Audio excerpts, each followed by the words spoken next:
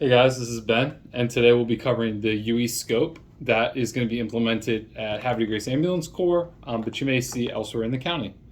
So, in order to really get into it, we just have to understand that this is a video laryngoscopy device and it's used for video assisted intubation, which we talked about in our video in the ambulance about being our preferred method of intubation nowadays.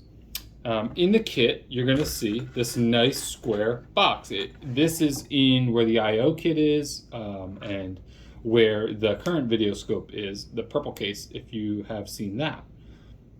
Comes like this. Nice little rectangle, front, back. That's your actual camera, recorder, and all the tech is right in here. You also have a handle, and we'll get into that in a sec. But this is what I want to focus on. Comes in the case, nicely tucked in so it's not going to break. Your charger would be up here, and that is pretty much just a simple USB to USB-C. That would be in here. We have it in a nice other bag next to it for now. On the actual UE scope itself, you've got a couple things to take note of. The first is there's a pin receiver here at the bottom and pins inside your handles, your disposable blades. So that's how it fits together. You've got the ability to articulate here. There's a joint at the bottom so the camera can turn and flex 360. On this side, you're going to see this flap, this waterproof flap. Under the waterproof flap, if I can open it, is where the USB plugs in. You'll use this A to charge, even though they hold a charge for a tremendous amount of time. But B, to plug into the USB port in front of our computers to upload your video into the eMeds report, which would be the standard of care. But again, this is where you also charge the device. You want to keep that flap closed so you don't get any patient gunk on there when you're actually doing your intubation or airway management. We turn to the top here, we see this little button. This little button is what we're going to hold. I'm holding that button until the screen comes on. Once the screen comes on, I can let go of that button right there. You see my boot up screen? It immediately goes to a black screen, and the reason for that is we don't have a handle plugged in, but that's okay for what I'm going to show you. Up here you can see we've got battery indicator, we're full, date stamp, which is nice because it's going to date stamp your videos and files. Here's the only touch button that works right now. You're going to click that touch button. 4 choices. Go back to intubation mode or camera mode, photos, videos, and settings. You don't need to be in settings, okay? If you feel you do, just reach out to maybe the training officer or a chief officer before you start messing with settings, because they come great out of the box. Photo, you have the ability with the handle and this little black button, which we'll get to take photos, maybe of your actual cords you see or of something in the airway. You'll click on photo and you'll see a folder, which is date stamped. You'll click on that. And you can see if you click on the actual photo, I took this photo of the chair, but you get the idea. You can take a photo of anything with that button. There's a delete button to delete it, or there's a back button to go back to get out of the album, and then back to the main 4 choices. Here's what we're really after though, the video section. If you click this video section, you're gonna have a folder, date stamped again. You're gonna click that video, and then if you click into the video, you can watch previous intubation attempts and the intubation attempt that you had during your call. I can fast forward, I can rewind, I can slow it down. This is me in my other training video where I explain the scope in action. But you can see it has a ton of relevant features at the bottom to help you control the video itself. You can also download this video to the computer and play it from there. You can see, it just needs a little time to think. But it's seeing all the stuff I had laid out for intubation in the ambulance. Now, if you're done, you can press the back button. You're back into that album. And then from the album, you're back into the timestamp. And from the timestamp, you're back to that main screen. That's really the main keys. So now we'll return, and our monitoring of part of the UE is actually good to go now. So we can put that down. Now we're going to pick up our handle. Comes in a bag like this. It says single-use laryngoscopy blade used with model VL460. That's the one we have.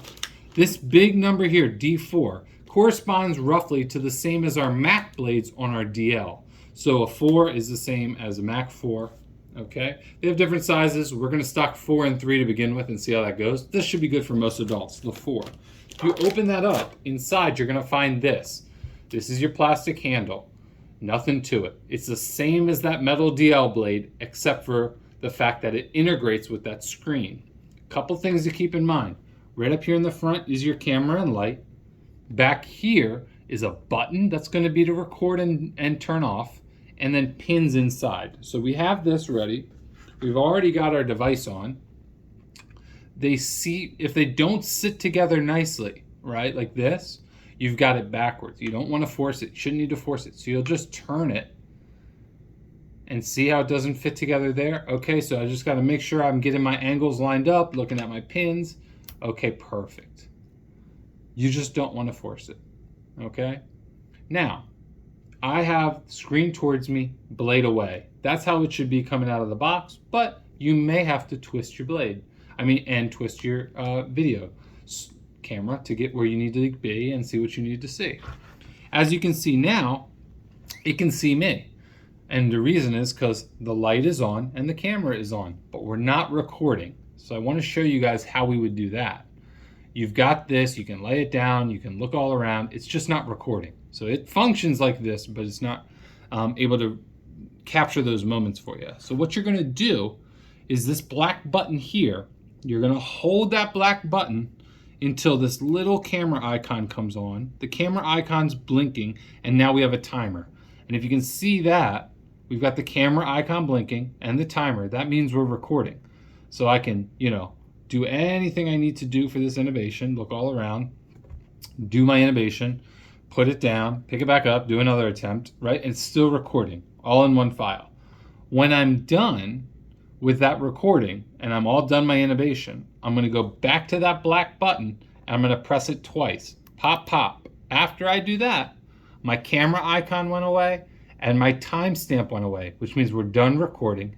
And now if we need to, we can go back into our screen, go to our videos, go to our timestamp, and now we can see we just made that video of that innovation attempt. So simple enough.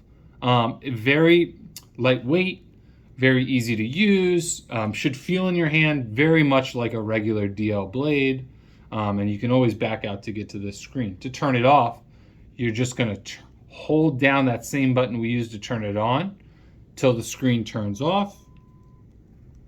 Straight up to unplug it, and you're set. This is disposable, single use only. This is reusable. It's in a nice plastic covering like a phone case. You're going to clean this with alcohol wipes.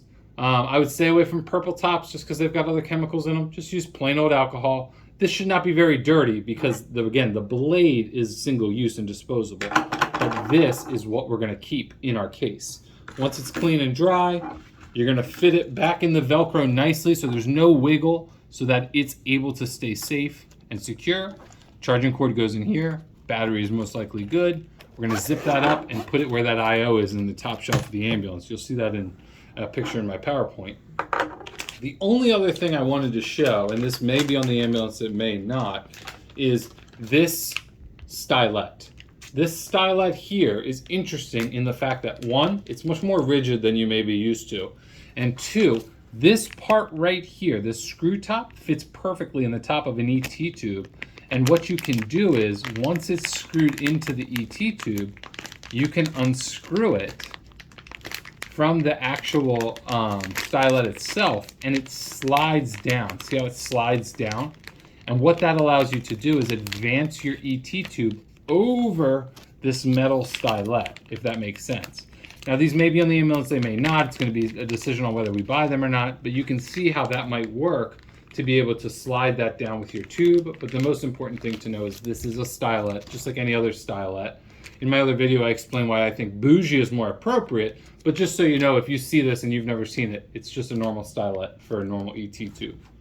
Thank you. If you have any questions, please reach out. I look forward to introducing this new scope and showing you guys what it's all about. Thanks.